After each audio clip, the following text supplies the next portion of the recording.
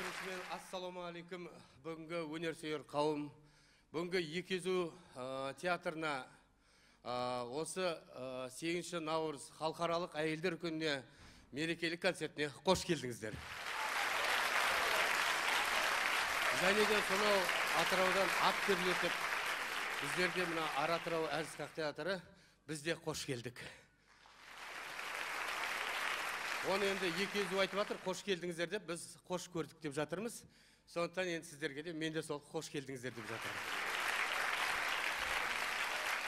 Бүгін қарап отыр, міне әйелдер қауымы көп келген, өйткені келгеніне байланысты мына ер азаматтар үлкен сыйлық жасап жатсыздар.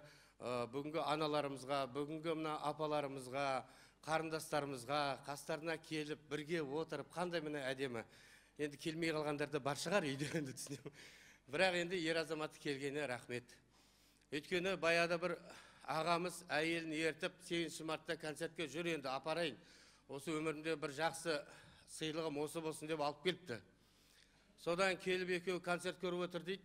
Енді өздеріңіз білесіздер, 8 мейрам әйелдер күні болғанмен де тойлайтын біздер ер азаматтар. Өйткені бір-бірімізге звондап, ой, құтты болсын, ал келіңдер біздің үйге деп бәріміз тойлаймыз, ертең басымыз ауырып отырады ғой енді. Сол сияқты әйелінің қасында бас ауырып отыр дейді бана еркек. Содан шөлдеп отыр дейді, аузы кеуіп кеткен, амал жоқ. Сосын айтты, сен ана концертті қарай тұр, мен барып су ішіп келейінші деп бана шығып кетті. Қап қараңғы дейді. Ана әрең деп шығып, оны айналып келіп қараса бір 3 жігіт тұр дейді. Орталарында графин, сосын келіп айтты, ойбай мына графиндерін су іше қояйыншы депті. Аналар басын ет дейді. Мынау келіп су ішіп алыпты. Рахмет деп шығып кетіп, қайтадан айналып келіп, әйелін әрең деп қараңғы жерден тауып, деп қасына отырып, так не болып жатыр десе, әйел айтады дейді, білмеймін, сен сияқты біреу кірді де су ішті қайтадан шығып кетті деп айтады. Сол сияқты мен айтып отырып, свет жағып қояқтағы еркектер шығып кетіп таба алмай қалып жүрер деп.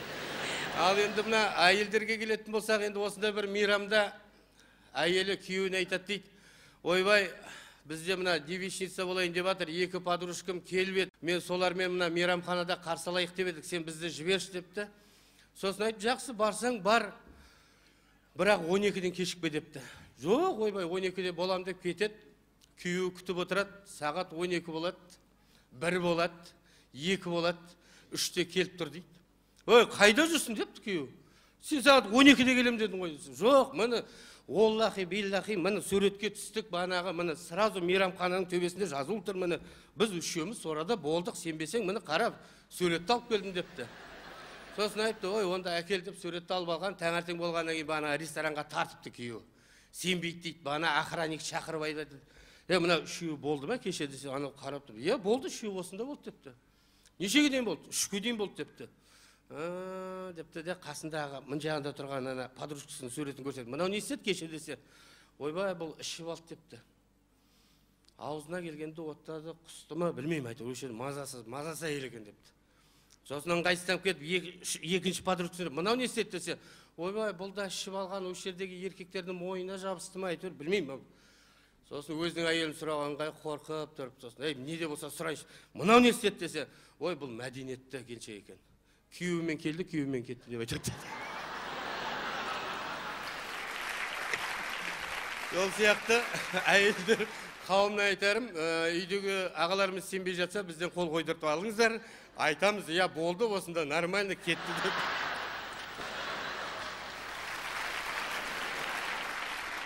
Енді мына әйелдер мейрам болғаннан кейін әйелдерге тиісуге болмайды, өйткені мына ер азаматтар туралы айтқым келіп отыр.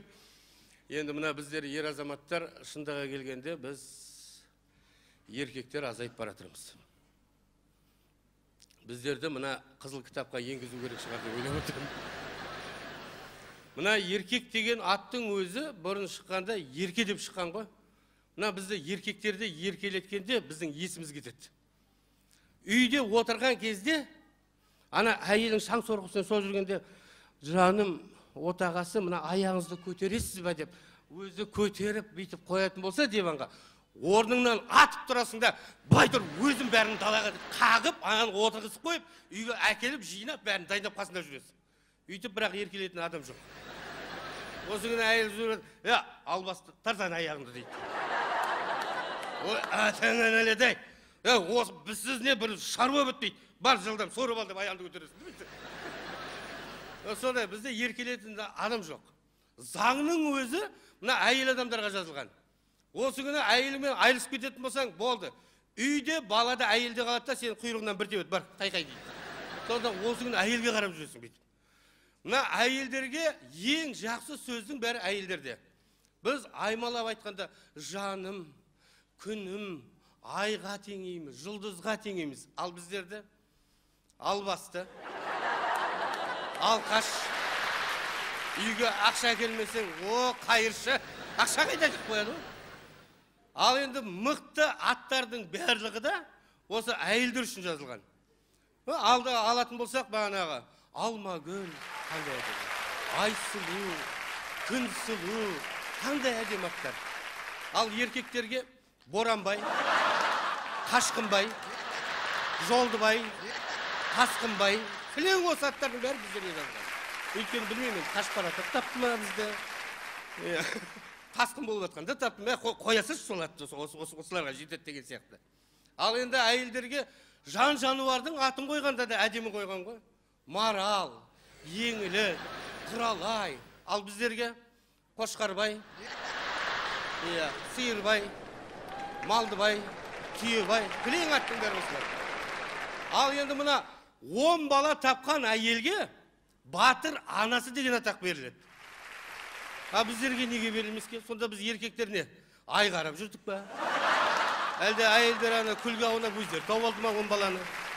Бізге де атақ берілсін. Енді 50-на 50 батыр еркек деген атақ берілсін, қандай атақ? Біз де жүреміз ғой, тақып қойып мына, мана, келе жатырмыз. Ал енді мына әйелдердің журналдары бар. Қандай әдемі?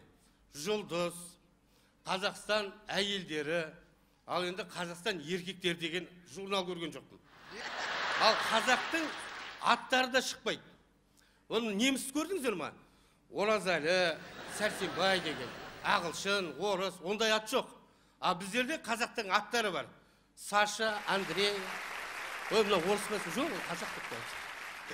Осылай. Сондықтан енді менің айтайын дегенім, ер азаматтар, біріншіден сіздерге рахмет. Бүгінгі үйде отырған аналарымызды, бүгінгі әйелдер қауымын алақанымызға аялап, бүгінгі осы концертке алып келген сіздерге мыңда бір алғыс айтқым келеді.